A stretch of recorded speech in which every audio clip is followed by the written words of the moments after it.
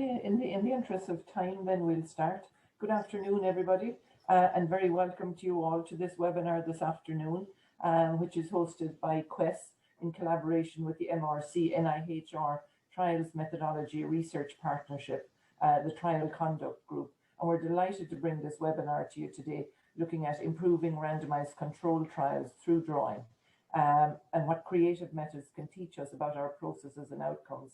And we're delighted to introduce Jenevieve to you today. Before I do that, could I also just thank the HRB TMRN for their ongoing support with these webinars.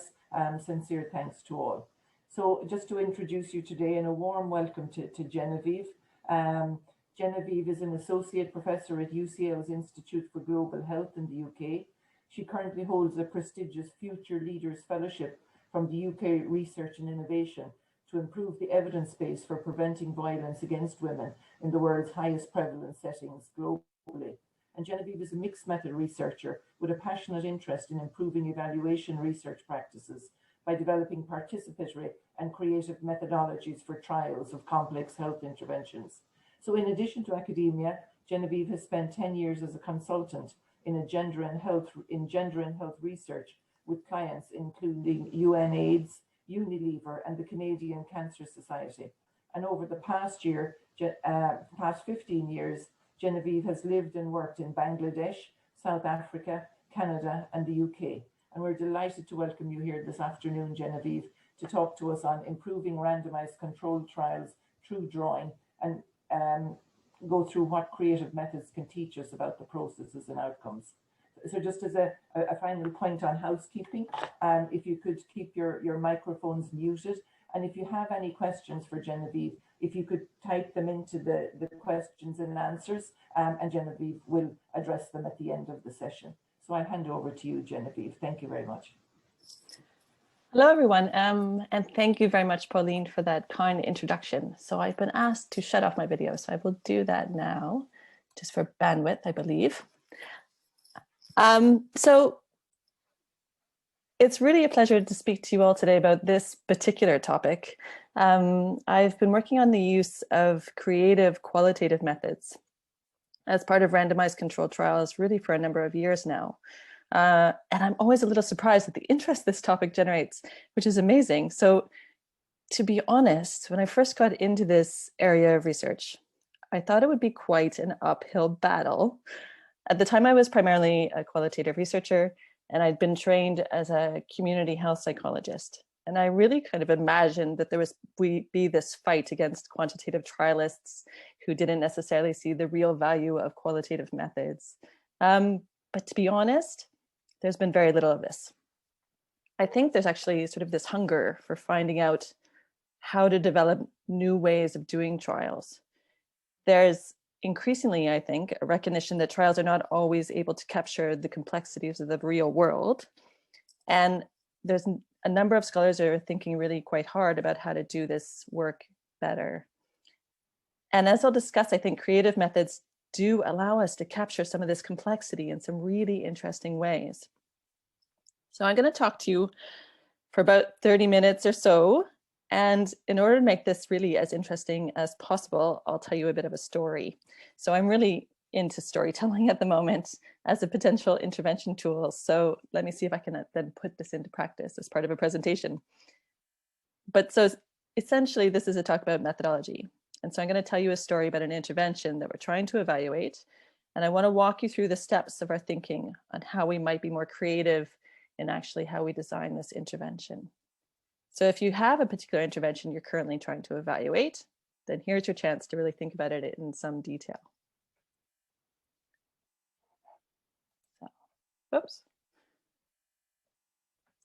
So first of all, let me give you some details about the setting of our story. So I've worked in a number of different countries. As Pauline mentioned, Afghanistan, Bangladesh, India, South Africa, Rwanda, and more recently, Peru. But today, the setting I actually want to talk to you about is Samoa. So now, probably the vast majority of you don't know very much about Samoa, if you've ever heard of it at all, and I can hear a number of people Googling it at the moment. So it's a really small country with only about 200,000 people, and it happens to be bang in the middle of the Pacific Ocean. It was colonized by the Germans and then New Zealand, and it's very, very Christian. So Samoans are very, very proud of their Christianity, as they are their cultural traditions, because the Samoan culture is actually extremely old. Some communities have lived in relatively the same way for the past 3,000 years, and their traditions and stories are really passed on from generation to generation. Communities and family play extremely important roles in Samoan society. So in their politics, economics, and really all aspects of social life in the country. The community and the family are often more important to Samoans than even their national identity as Samoans. So it's a really interesting context to do research, and it's really tricky because there's actually so many things to learn about the way in which Samoans do things and the ways in which they think about the world before we can even start to think about designing interventions or how the evaluations might work in this context. So now the reason I'm working in Samoa, the reason really why I work anywhere, is that Samoa also has a relatively high rate of violence against women. And this is my specialty area. So the Pacific region has some of the highest rates of violence anywhere in the world. The figure you see on this map for Samoa, so these figures are from 2000, and they show that 46% of women experience some form of physical or sexual violence from an intimate partner. And these figures might seem really high, but actually a more recent report from the Samoan Office of the Ombudsman estimated that 86% of women in Samoa have actually been hit, kicked, or beaten by their husband or partner. So violence against women is a big problem. And it also has many different potential causes that are often tricky to kind of unpick. Some of it's likely cultural, but there's also a widespread acceptance in the country that violence against women is okay under certain circumstances. But some of it's also likely linked to things like poverty, history of colonialism, and widespread inequality in the country. So the complexity of the problem of violence against women means that potential interventions also need to be quite complex, and they need to target multiple factors. And this makes evaluating the intervention quite challenging because there's just so many moving parts. And that's where I think creative methods can really come in and help us. So there have actually been a good number of interventions in other regions that have looked at trying to prevent violence against women. And these have undergone randomized controlled trials in the last 10 to 15 years.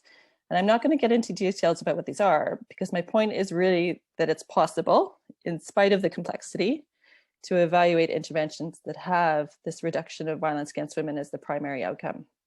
And it's possible to show that they're effective. So we're working in collaboration with a local partner organization called the Samoa Victims Support Group, or SVSG. And what we've done is we've designed an intervention to prevent violence against women in Samoa as part of the EVE project. This intervention essentially will be the main character of my story, coming back to my storytelling. So the intervention is a participatory community-based intervention. Community members are really involved in identifying the underlying causes of violence in their communities, and then they go about designing specific activities that they could do within their communities to address these problems. So community groups go through a year-long process of workshops to identify problems, develop strategies for tackling them, testing these strategies as they go, and adapting them as necessary. So we're planning a randomized controlled trial of the intervention in Samoa, and our primary outcome will be a reduction in violence against women in intervention communities, and in comparison to a randomized pairing of control communities. However, in designing this trial, we've come up against three main problems that I think creative methods can help us address. So first of all, we don't actually know much about the context or the underlying reasons why violence is so widespread in the Pacific, which makes it quite difficult to decide what else we want to measure as intermediary or mediating variables. So these are really important because while we may not be able to show an impact and reduction of violence in a short time period like a year, we may be able to show that we're heading in the right direction by measuring some of the things we might think might actually lead to a reduction in violence. Two, our second challenge is that in other settings, what we found is that emotional violence is often more significant for women than physical violence. And so in a sense, they'd rather be hit than yelled at or called terrible names. And so we aren't yet quite sure what we should be measuring as our outcome of the trial. Our third challenge is that we're committed to involving participants in the design of the evaluation. And that goes against many of the principles of trials, such as designing protocols in advance and avoiding contamination between control and intervention communities. And so we're trying to come up with some solutions for how to deal with this. So I'll come back to these three main problems a little later and talk you through how we might use creative methods to solve them and what we're thinking about. But first, I want to step away from this main character in our story for just a few minutes and talk about creative methods more broadly, just so that we can see if we're all talking about the same thing when we think of creative methods. So there's actually quite a bit of research about creative methods and how these improve interventions, as well as how they produce better research. So first, looking at how they improve interventions, visual methods can be therapeutic and are often used actually in counseling practice or mental health interventions because of their therapeutic value. So using techniques such as taking pictures or drawing are often valued by counselors for their ability to kind of access deeper thoughts and feelings that people might have about their lives or the world around them. Creative methods can also play a role in identity formation. And for me, this is key. So it gets at more of the social psychological rationale for using creative methods as part of interventions. So filmmaking and storytelling are about creating a narrative. And social psychologists have found that these methods are actually useful for helping people understand their own lives or visualizing a potential alternative, more positive life experience. Just a small example, we've just completed a project called SHARE in Afghanistan and South Africa, where we use storytelling as a potential intervention in this way to alleviate the suffering of women experiencing violence. So it drew exactly on this link between storytelling and its capacity to really help people deal with the emotional difficulty of experiencing violence in difficult situations in their lives. And so that's what we were trying to do as sort of a practical example. So second, and perhaps a little bit more relevant for this talk, I want to draw attention to the ways in which creative methods can actually help us produce better research. So on the one hand, they do this by really tapping into deeper thoughts and ideas that participants might have about their experiences. But on the other hand, I think they also provide a means of improving communication between the researcher and the participant. And I'm going to give you a concrete example of this. So a few years ago, we did a project in the Peruvian Amazon called the GAP project, again, to reduce violence against women. So as part of this project, we used drawing methods to help community members tell us about the ways in which violence against women had changed in their communities over the years. So first we asked them what the risk factors were for violence. And then we created these small little pictures that really represented each of these risk factors. We then asked them to place them, to draw a timeline of their community histories and place these pictures of risk factors on this timeline. So show us how these risk factors had changed over the course of the year. And just to give you some background, these communities are primarily reliant on subsistence agriculture for their survival. And so we were interested in the agricultural changes over the year that happen with the changes in the Amazon River. And we were interested in sort of capturing how these changes might be linked to violence against women. So in this particular project, the drawing method worked really well in helping us communicate with participants about this rather complex idea. We could bring together these ideas about the changing river throughout their lives over the year with the ideas about how risks of violence might also change. And I don't think we would have achieved really the same level of communication about these ideas because of their complexity without doing some drawing and using this as a task. However, when we tried to do the same thing with another project, it really didn't work at all. And I'll talk you through why. So there's other projects in South Africa, and we've been using these same drawing methods to try and get at some of the complexities of young people's lives as they live in informal settlements like this one, and the higher risks of HIV, violence, and poor mental health that they experience in these communities. So we asked a small group of young people to try to draw a timeline of a young person's life and to map out the significant moments that had happened to them And to me, this seemed like a great opportunity from our experience in Peru to really use these creative methods to dig a bit deeper into young people's lives. But it actually totally didn't work. So the young people we're working with in South Africa really struggled. They struggled to put their ideas, which they can express extremely well verbally, but putting them into a drawing or timeline was really difficult. And I think in retrospect, we would have been much better off just having them tell the story of a young person and telling that narrative as just a verbal story rather than trying to draw. And so I think this teaches us a really important lesson about creative methods. Creative methods are really influenced by context, by how people communicate best, by how they've been taught in school in the past, by levels of education, by their ability to read. And I don't think we should make assumptions about any of these things.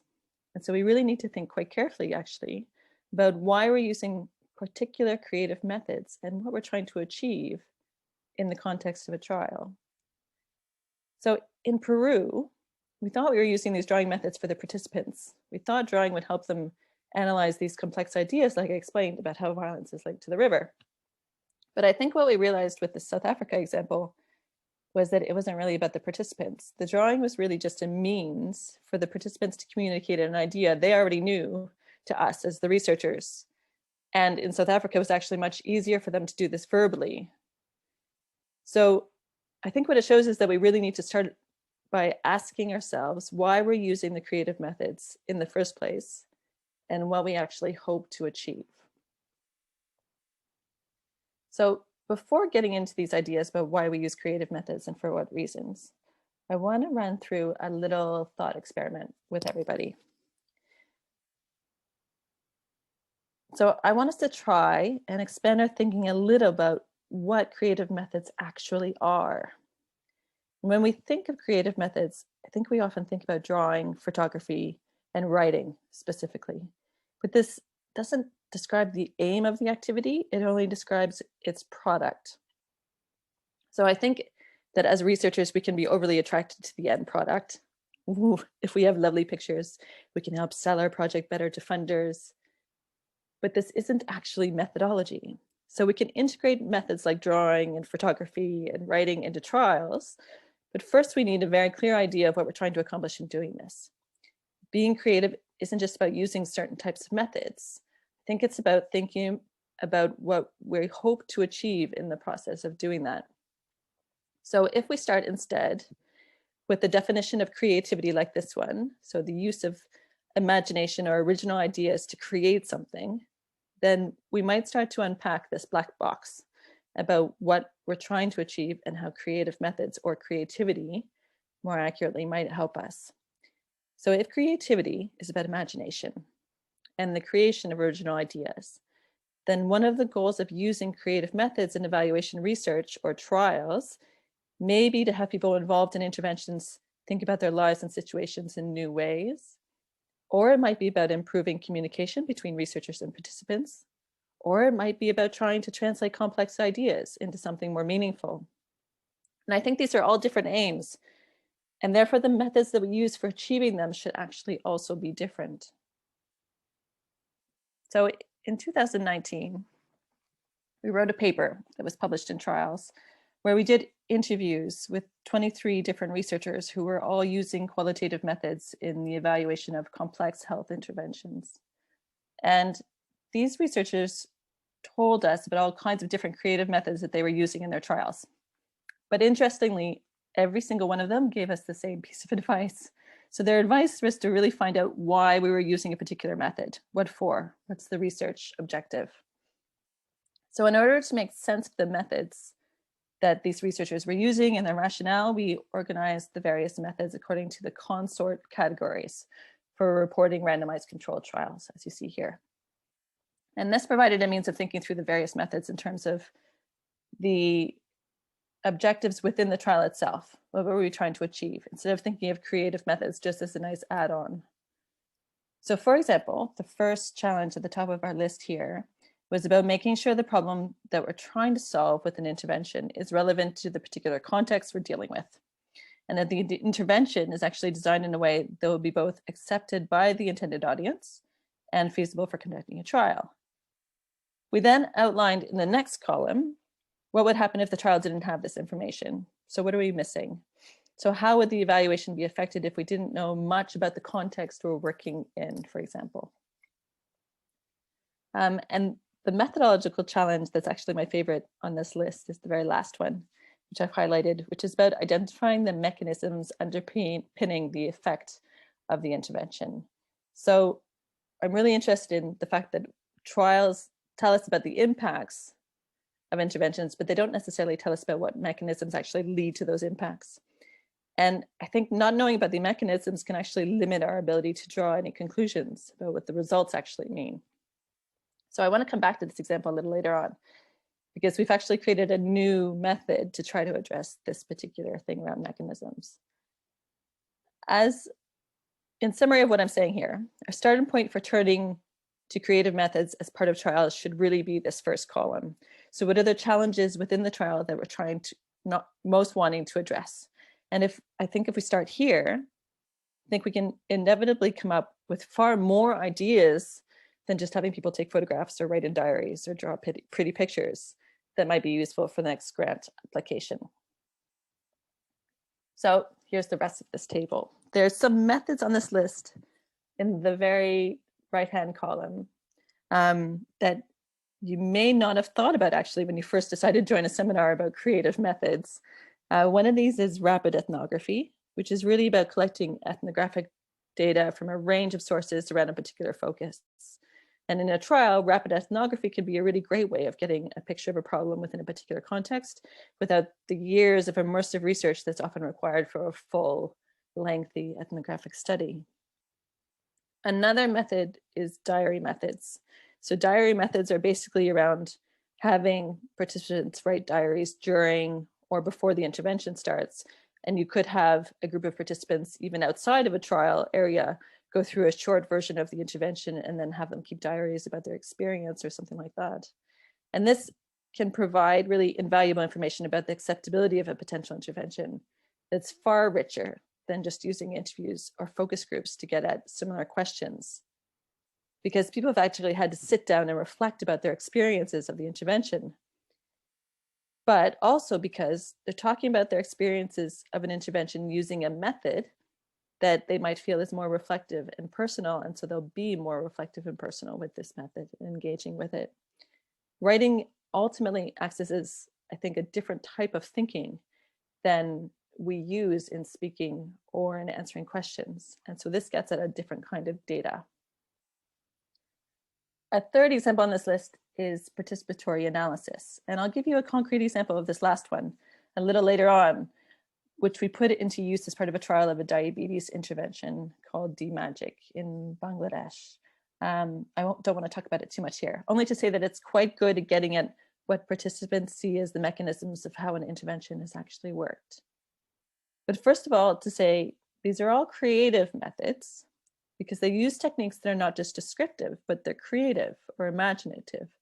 I think they attempt to go beyond observation, and they use the creative part of the mind of the researcher or of the participant to really understand the complexity of lived experiences or the nuances of different socioeconomic contexts that might not be immediately apparent. So coming back to social psychology, because that's my training, creative methods are really helping us get at this implicit reasoning or meaning of the world around us so that we can address some of the methodological challenges that I think arise during trials. So they help us dig deeper than we might be able to do by just simply asking questions during interviews or focus groups. But in order to really work well as part of a trial, we need to think about what the aim of using the method actually is and align this with the method itself. Now, I want to bring you back to the story about violence against women prevention interventions in Samoa and just walk you through what I think some of the practical implications of this are. So let me just remind you about the three challenges that I talked about at the beginning that we've had in designing the evaluation of our intervention in Samoa. So the first was we're really still learning about the context in which the trial is taking place. Secondly, we're unsure of whether our outcome should really be physical or emotional violence or something else entirely. Thirdly, We're committed to involving participants in the trial in some way and recognize that this raises some challenges, for example, having a clear protocol from the start. So now I'm going to tell you the story of how we're planning to specifically address each of these problems using creative methods as part of our trial. So this is the EVE team in Samoa. It's a group of local village representatives and their mentors from 10 communities across the country. And they will be involved in collecting data as part of our evaluation. They're all quite senior members of their communities, which helps because of some cultural norms around communication in Samoan society. Older people have more clout, so to speak. They're more able to speak freely and to ask questions. And so this is really the answer to the first methodological concern we're facing about the knowledge of the context. We're working in partnership with these village representatives to collect some data that will be used to inform the design decisions we're making as part of the trial. So for example, how to appropriately conduct randomization, or how to assess comparability across clusters. And they're using creative methods to do this, creative methods that they themselves have come up with, which is the remarkable thing. So we told the village representatives and our local organizational partner that we wanted to understand how communities were thinking about ways to prevent violence and what some of the differences might be between different villages or different clusters. And the village representatives decided that they wanted to bring us local myths or stories about violence from each of their villages. Because these villages are so old, these myths and stories are passed on from one generation to the next, really as a means of maintaining community identity and an understanding of Samoan society. So they've collected these stories of myths and fables. And just to give you a very small example, because I love it. One of these myths is about a couple. So a man and a woman that sail from Samoa to Fiji, or from Fiji to Samoa, sorry. And as they arrive in Samoa, they have a bird that flies out of the boat. And the birds around it, Samoan birds, end up killing this bird of theirs in the process. And what happens is that both the bird and the couple, who are sad because they've lost their bird, turn into large rocks in front of the village. And these now mark the entrance to the village from the ocean, so you can still see them today. And the village representative who told us this story explained this as an example of how wrong violence is. So he said something along the lines of that both women and men are both human and they really shouldn't hurt each other, just as birds are birds and shouldn't hurt one another. So each village has a story like this, or they've also used songs that signify their community identity. And they can each relate these songs and stories to examples of what it means for violence against women and what it means for prevention. And so now, in partnership with UNESCO, the community youth groups in each village are actually performing these myths as plays in front of an audience as part of a local competition between villages. So this is all great work, but so how are we actually using these stories to inform our trial design, you might ask? Well, I think it gives us a very interesting and nuanced picture of how violence against women is being perceived locally. But more than anything, it points to the strong community identity that really defines individual villages. So the stories that village representatives have told us and their explanations of how these relate to violence against women have already given us information that is critical for thinking about how we're going to randomize villages into clusters. For example, some villages have been quite good at preventing violence because they've laid out sort of these strict fines by local village authorities for anyone using physical violence against their wives. In addition, there's a lot of competition between villages because it plays such a significant role in people's identities. And so we're using both of these elements as part of trial design in two ways. So first, we're going to use stratified randomization, where we're first identifying characteristics of different communities that might be quite different from other communities, and then using this to divide the clusters into groups or strata for a randomization. So we'll then randomize from these strata in order to see who belongs to the intervention and who should be part of the control group.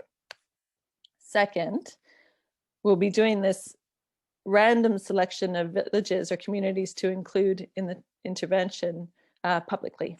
So since competition between villages is so fierce for the reasons I outlined, we really don't want anyone to feel that they've been selected unfairly for the intervention. So we're going to do it as part of a public competition where names will be drawn from a hat or something similar. So the control villages will eventually also get the intervention as part of the design, but further down the line. And again, this is to reduce any sort of feelings of animosity and to acknowledge the competition between villages. So the method is creative, but our trial design shows how we're using this creative potential to really draw out the maximum amount of information needed to inform a high quality trial. And this is what I'm talking about when I said we needed methods that were really fit for purpose. So our next challenge is about outcomes and what forms of violence are going to be most important to measure, but also what you'll be looking for as far as meaningful change in these outcomes. In other words, what levels of violence reduction would actually mean something in the lives of women living in Samoa. So for this, we're really getting out our coloring pens and bean counters.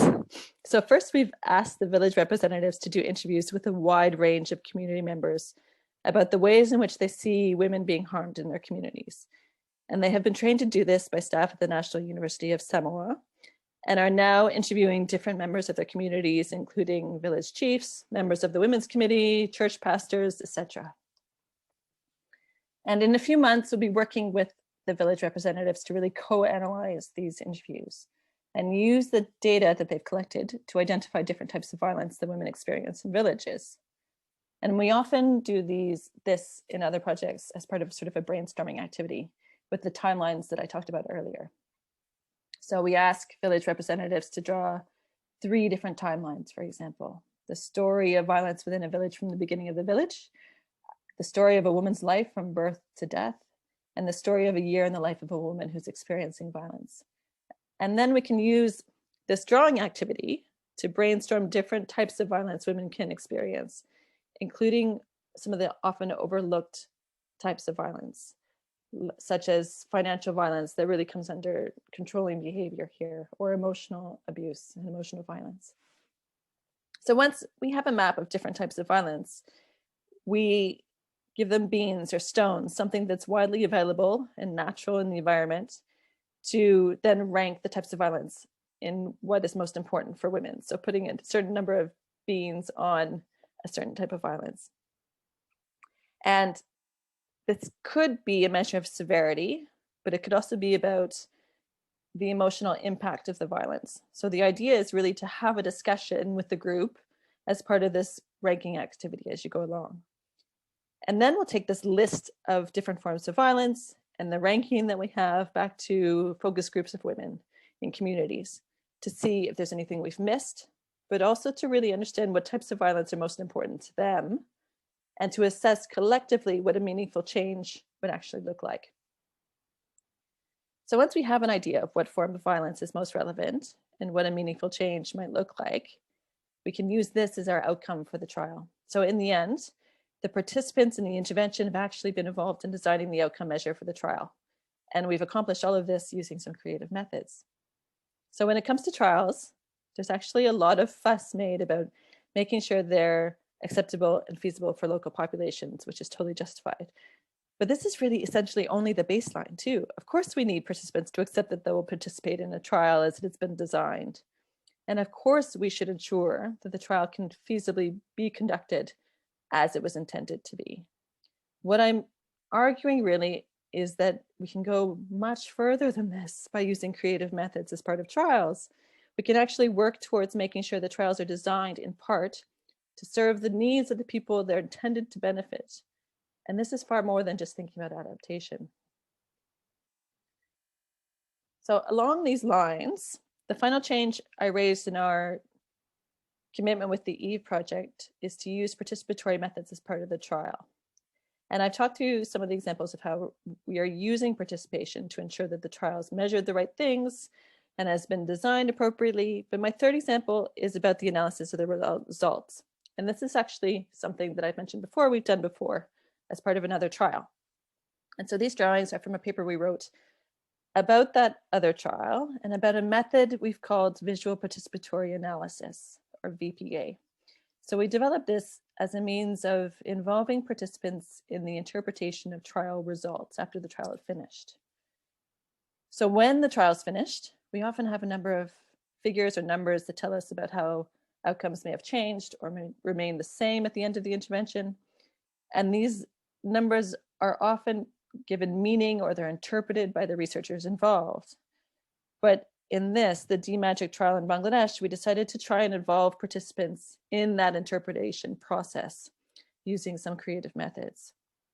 And so the DMagic trial was evaluating an intervention to reduce diabetes in Bangladesh using a range of approaches, so including mobile phone messaging and a participatory community group intervention. And we took the outcomes from the trial and we had a local artist represent these outcomes visually, as you can see here. These are looking at outcomes around awareness of diabetes status and symptoms. And so we tested these pictures with a group of community advisory committees, and then we took them to the participants themselves. And the purpose in doing this was really try to use the pictures as a means of understanding what the participants themselves thought were the reasons behind the success of the trial.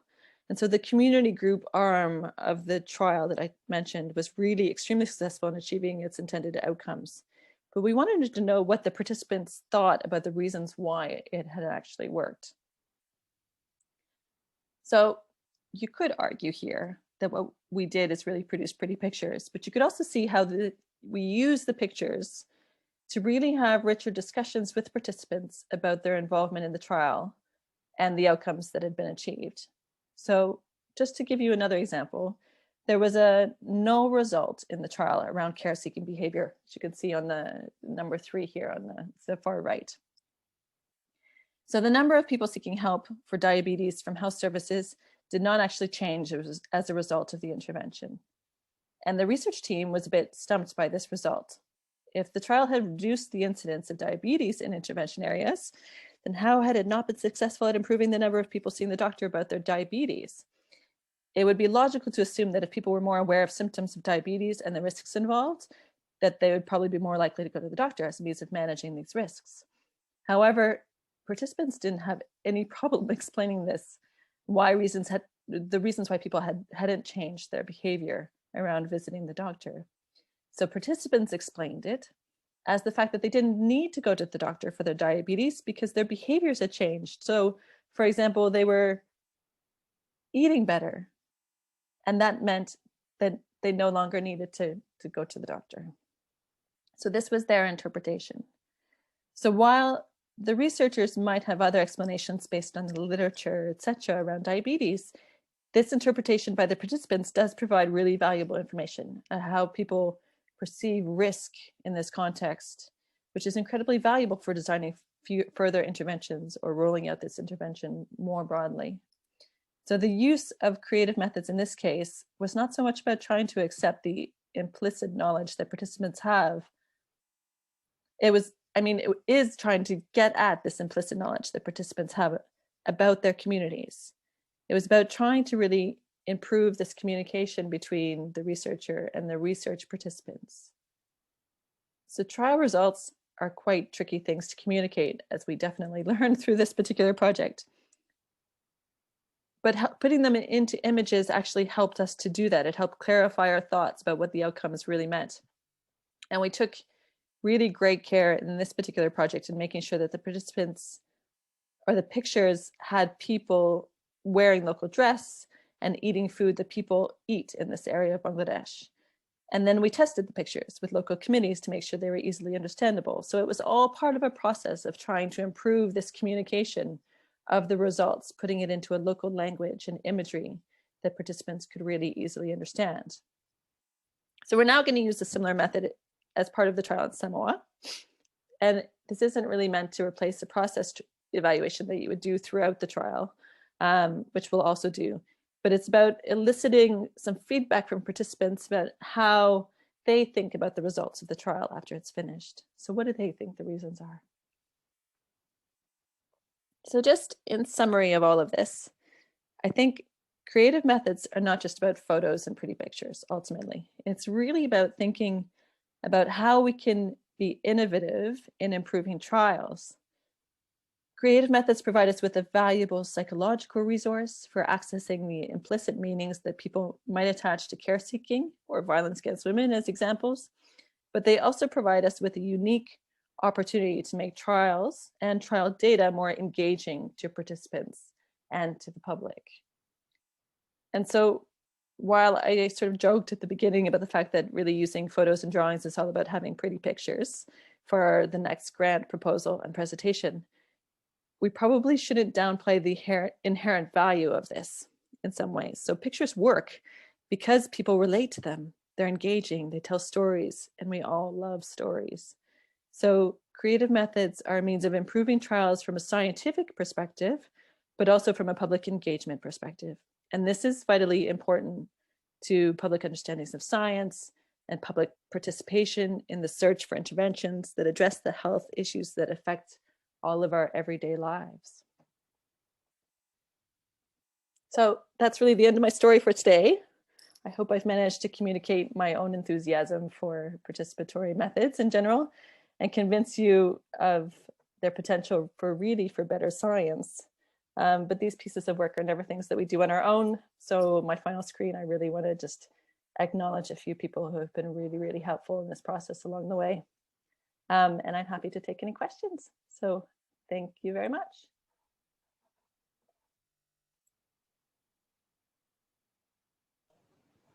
Thank you, Genevieve. That was really interesting. Thank you so much. Thanks, Polly. And I must say, hands up, I was one of those people that started to link the creative methods with the, drawing or something like that. And it's almost something you dread when you go to a workshop or something, we're going to do something creative. It's like, oh no, what are they going to make us do now? But so no, it's really broadened my perceptions around that. So if anyone has any questions for Genevieve, if they could type them into the Q&A, or if you want to maybe come on and speak your question, if you could just maybe raise your hand and then come on. Could I just ask you one quick question before we start, Genevieve? Yeah. You gave an example, say, for example, of the people in the Amazon, where, say, like a particular technique worked with, and then the people in South Africa, where it didn't, where you were looking at creative methods per se. Is there, what was the difference? Like, and you said that some of it was linked to educational level, etc. Do we become less creative as we are more educated? Do we lose that piece, or?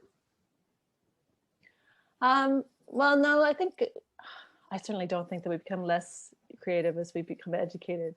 I think our creativity has different expressions, right? And so in a sense, if you've been trained to see your world in a linear way, as I think we are in sort of a Western context of where we sort of are constantly telling the story of how we grew up or where we started and where we've come and where we're going to. And we have this sort of linear pathway that we're often very familiar with, and we can draw that out. And most of us could do that.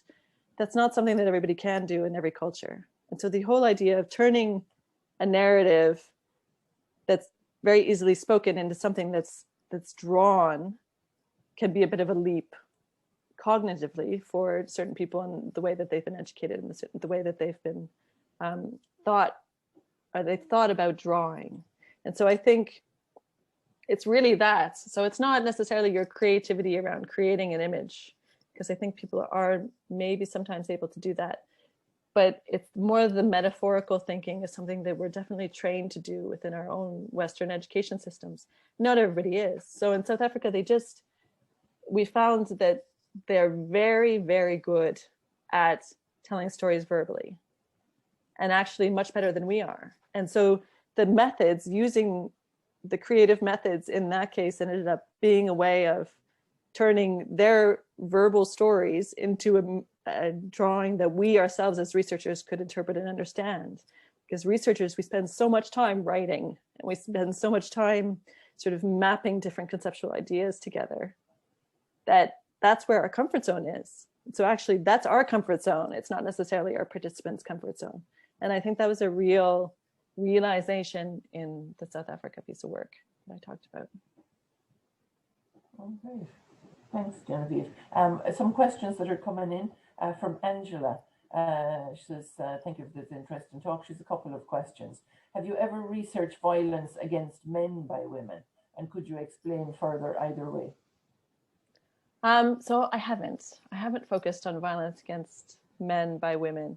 And that's sort of my own, I don't know, ideological perspective in a way. So we know that violence against women by men is actually far more prevalent around the world.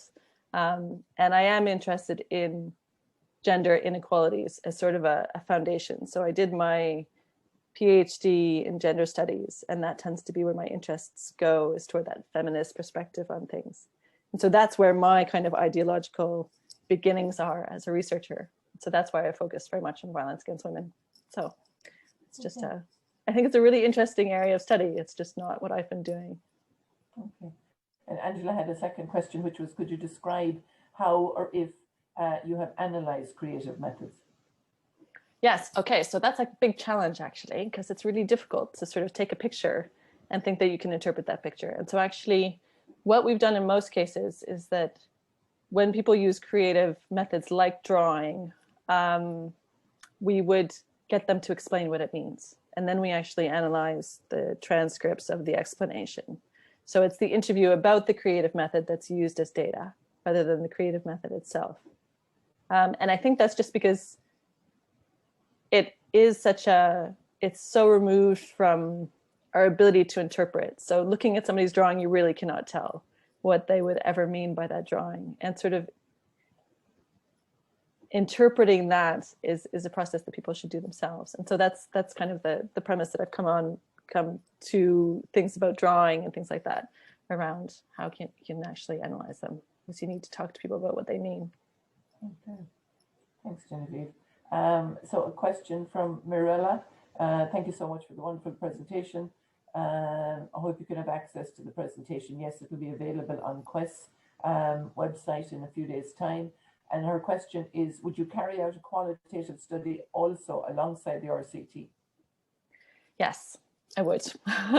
So I think, using creative methods within trials is about, for me, it's about improving the RCT, but it's not about necessarily understanding the process. And so you still need a process evaluation alongside that RCT in order to really understand how the RCT has been carried out and what some of the other mechanisms are, and what has happened within the trial and the trial process and the intervention design and everything else. And so I don't think that it doesn't replace that at all, and shouldn't. Good process evaluations are absolutely essential, as is good formative work, which I talked a little bit about in this as well. So we still need qualitative methods alongside trials. Okay. Thanks. And Marilla has a second question. Is it PPI taken at a higher level? So I think so. I like to think of it exactly as that. So yeah, I was just writing about that this morning, actually. It's really funny. So I think public and patient engagement is often done in such a way as, you might have a committee who gives you some idea about how the survey should be adapted for their particular needs. And you might talk to them about process of randomization, but it doesn't necessarily, like that sort of consultative process doesn't necessarily involve them in the design of the intervention. And so I think to me, we need much more participatory methods as part of that. We need to bring people into interventions that concern them, so that they're really part of the whole design of the intervention, but also of the trial. And creative methods provide us a way for creating that engagement and that relationship and that discussion, I think. And so, yeah, I like the idea of it's just like PPI on fire, or a little bit more extreme. On steroids. Yeah, there we go. Okay, and a question from Vivian. Vivian says, thank you, Genevieve. Your presentation was fascinating. I really love the idea of using creative methods, but not sure how to go about the analysis of the data. Do you have any suggestions? Yeah, like I said, I think it's about talking to people of what they mean more than anything. I think that's we should think of creative methods as a way of opening up a certain depth of thought for people about ideas that might affect their world. And so we need to understand that thought process. And that's about having conversations with them about thought process, really. And so there are sort of symbolic interpretations of qualitative methods from different disciplines as well, right? You can certainly analyze drawings or pictures on a symbolic level. And I've always found that a little bit, it's interesting, but it's a bit disassociated for me from the sort of lived experience that I'm interested in getting at as a health researcher. And so it a little bit depends on what your paradigm is. Like you can definitely go down that symbolic route if you're interested in it as well. It's a different way of thinking about it.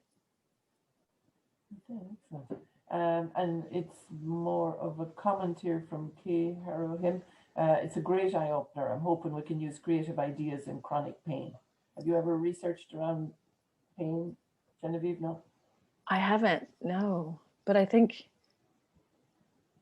it would definitely be a really interesting means of accessing that, right? Of how people interpret it in something that they might not actually be able to have words for in a way, right? Because chronic pain can be such an intense experience that we don't talk often about. And I think those are the things that are probably most relevant for thinking about using creative methods for, the things that we might not have the language to express in real ways. Okay. And we have another question here. I have no name on this one, but so interesting to hear about your research. Thank you. Could you tell me how you go about deciding which creative methods would be best for a particular project? Do you have a toolbox of methods that you choose from? Oh gosh. Yeah, I guess I have sort of a random toolbox that we've collected over the years. And I think, so that's what we tried to do with that article that I mentioned in Trials, is that we tried to talk to researchers who were doing this, who were using creative methods in their trials, to just find out exactly what people were using and how they were being used. And I think we came up with some really interesting methods as part of that paper, just that I mentioned, around like diary methods, but also around rapid ethnography and how that could be used.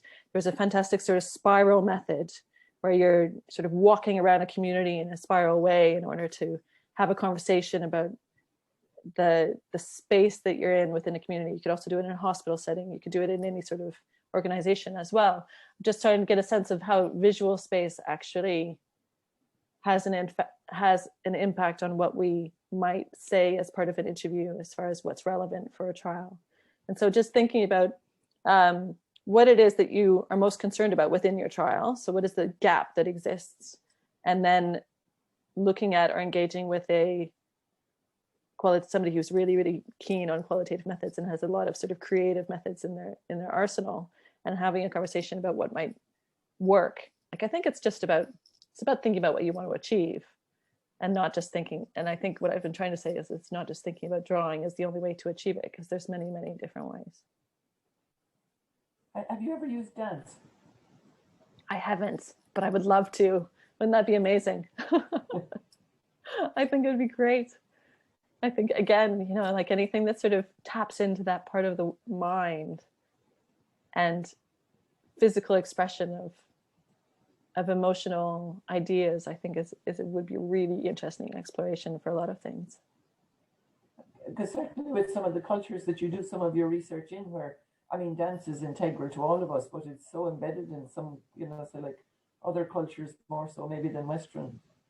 Yeah. Well, in Samoa, so song has come out of the artifacts a little bit. And I think I probably hesitated in going too much into the songs that they've brought together as far as telling us about their different community identities, because I'm still working my way through how to analyze them and how to make sense of them.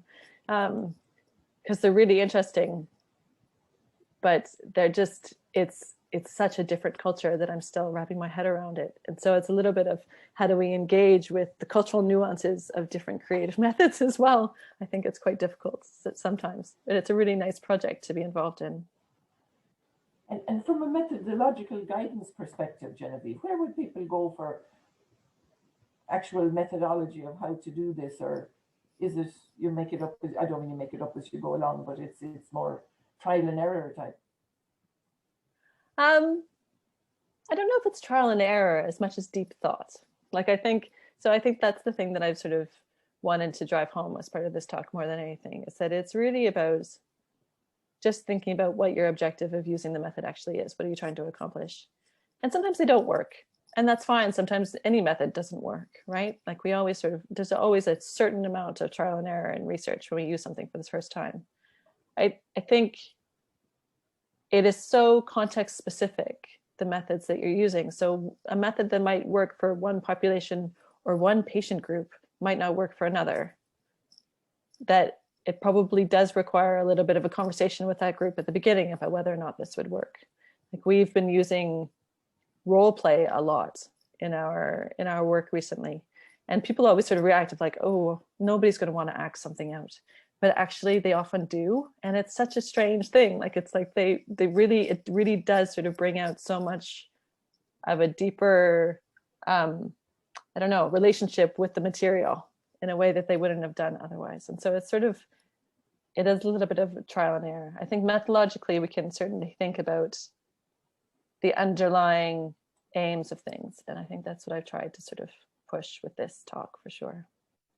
Okay, thanks Genevieve. And Angela has just put into the group chat that there's a great book by Helen Cara about creative research methods, and she's going to post a link on it in the group chat. So that's great. Thank you. Oh, brilliant. For that, thank you. Yes. Oh, fantastic. So we just have time for maybe 2 more quick questions. Katie Gillis. Katie says, a fantastic talk. Always great to geek out and hear about new methods. Thank you.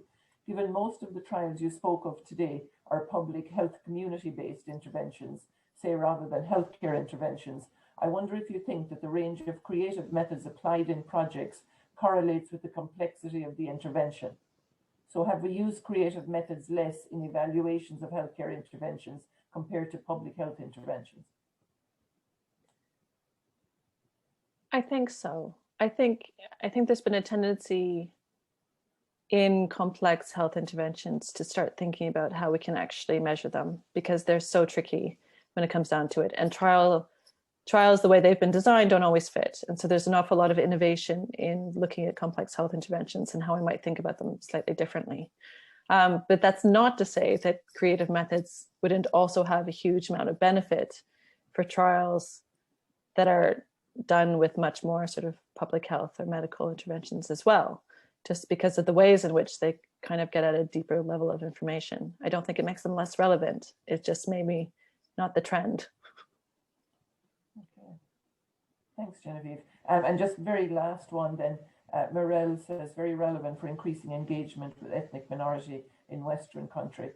And the question, she has a question then, I work in palliative care, and interventions aimed at increasing communication and facilitating difficult conversations can benefit from this approach. So it's more of a comment really. So we're at 2 o'clock now, so we'll leave it there. Genevieve, I just want to say thank you so much. It's been fascinating really listening to your story, and really it's certainly something I want to learn much more about. Thanks to the audience for some great questions, and thank you for being there, and really appreciate it. So take care everyone, and thanks for that. We'll say goodbye for now, and a recording of this will be on the Quest website in a few days. It'll be uploaded, and thanks again to the TMRN, HRB TMRN for support with that. So thanks Genevieve again, sincere thank you from Quest and the TMRP and all of us here. Thank you very much. Thanks everyone. Bye-bye. Thanks, Pauline.